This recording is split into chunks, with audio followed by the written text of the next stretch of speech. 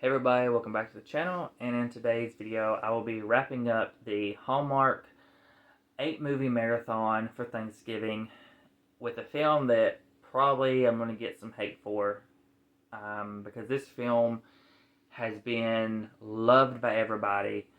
They're saying it's the best of the 8, and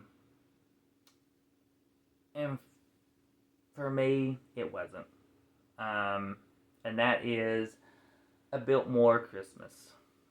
Um, this stars Christopher Palaha and Bethany Joy Lenz, um, and it sell. This is the 8th video. I'm getting tired. Getting tired of talking. It's set at the Biltmore.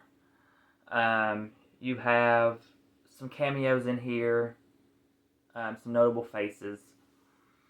Let's just start with the positives, okay? Cinematography, costume design, chemistry, acting, production, all of that, perfect. Perfectly fine. Loved it. Great. The story is where it got me. I don't want to say people are ignoring the flaws for this one. I think they're just loving it so much that they're not seeing the flaws. Because for me, this movie has flaws. So, basically, Bethany's character, her name is Lucy. She is sent to the Biltmore because she is writing the remake for... Hang on, if it said, I hope it says the name of the movie. Please say the name of the movie. It doesn't say the name of the movie in the synopsis. Great. She's writing a sequel to this classic Christmas movie. And so she's sent there, and because the director or I don't know if he's like the director or producer, what he is, I can't remember exactly, but he wants her to get the feeling for the movie, get the feeling for the original, and see the Biltmore and everything. Once there, she gets sent on the tour. The tour guide, who most will recognize, he is showing her around. He shows her this hourglass, and she flips the hourglass over, and it shoots her to the past when this movie is being made. And she doesn't realize it at first, and then once she does, or she doesn't flip the hourglass intentionally. Basically, it falls over, and when she lifts it up, it shoots her to the past. Once she realizes she's in the past, she starts to kind of freak out, but then she shoots back to the present. She couldn't figure out what the heck happened. And she starts getting, I don't know if you call her a friend, but there's a woman on the tour that starts to help her out, because when she goes back, she flips the hourglass, and she realizes the hourglass taking her back to when the movie's being made. And she has basically an hour. She can be there for an hour, and it brings her back. And the woman that helps her basically sees her coming back. I don't know if it's the first time or the second time. So she basically is like her eyes when she does this. And she makes sure, she's kind of there to make sure nobody messes with the hourglass on her end.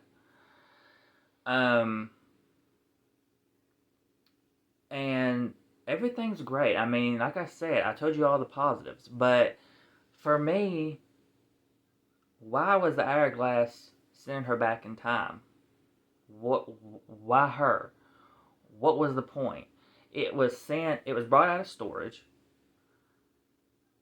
and the guy, which I'll get to, which is an issue for me, our tour guide, what I'm gonna call him, I don't know what his official title was.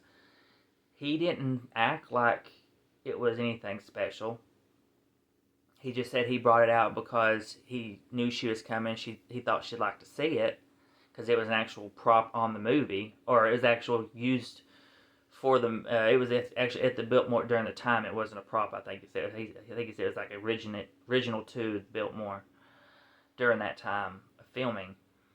Um, but he didn't act like he knew anything was going on. That it was magic. But they never say why it's magic. They never explain why her.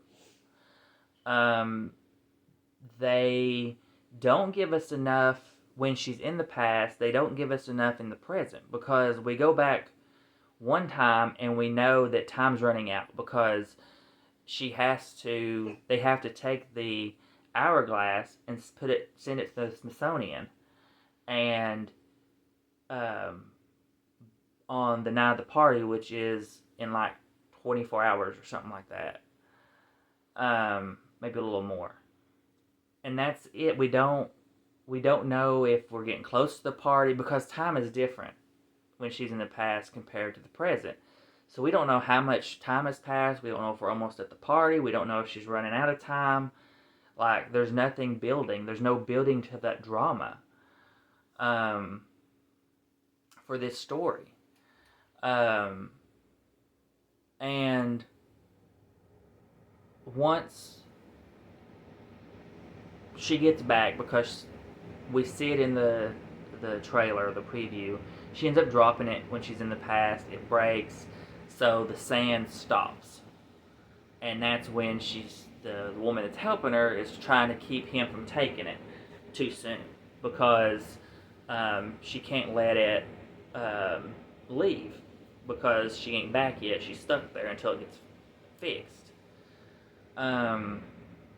But once it gets fixed, she rushes back. She comes back, and he takes the hourglass and and he sends it to the Smithsonian. It jumps ahead a year. She's finishing up wrapping the movie. The hourglass is back for some reason. Now, when stuff goes to the Smithsonian, I thought it stayed at the Smithsonian. But for some reason, it's back. The hourglass is back, and it's going to go back into storage, into the vault. And that's when the tour guide acts like he knew the entire time what was happening, and he sets it down and acts like he's going to give her one more, one last time with it, and she ends up not doing it or whatever, and when he takes it away, he smiles, so you know he knows what's going on. But yet, before, when he's trying to take it and she's not there, he acts like he has no idea what's going on, and he's basically almost making her get stuck in the past, even though technically she was already back and she came running out. But he didn't know that, as far as we know. So he didn't act like that there'd be any. He wasn't giving off that there was any magical powers or that he knew anything that was going on. There was no evidence of that in this story. And then, I was okay with the ending. It was a different ending for Hallmark. I liked it. And then they fucked it up. Because they forced, in my opinion, a typical Hallmark ending. Because what happens?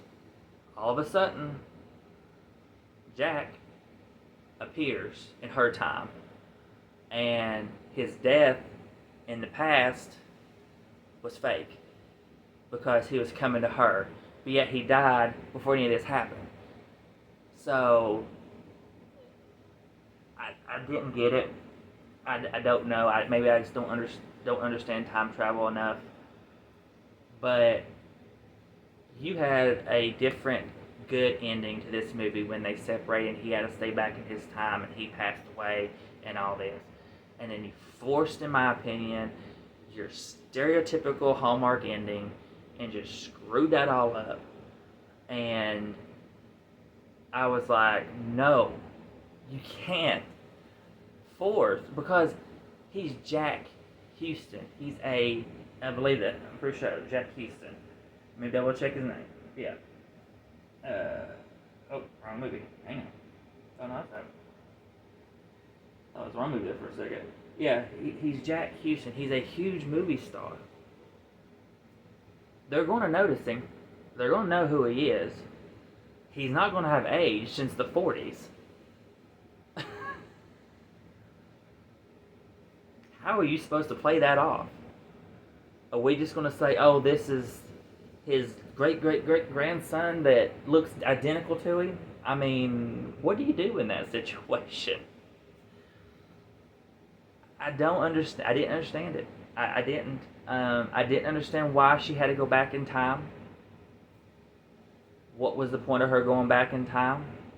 The romance? I guess it was. They're going to say, well, it helped her learn the meaning of the movie or whatever. It helped her make her movie. But I mean, I guess.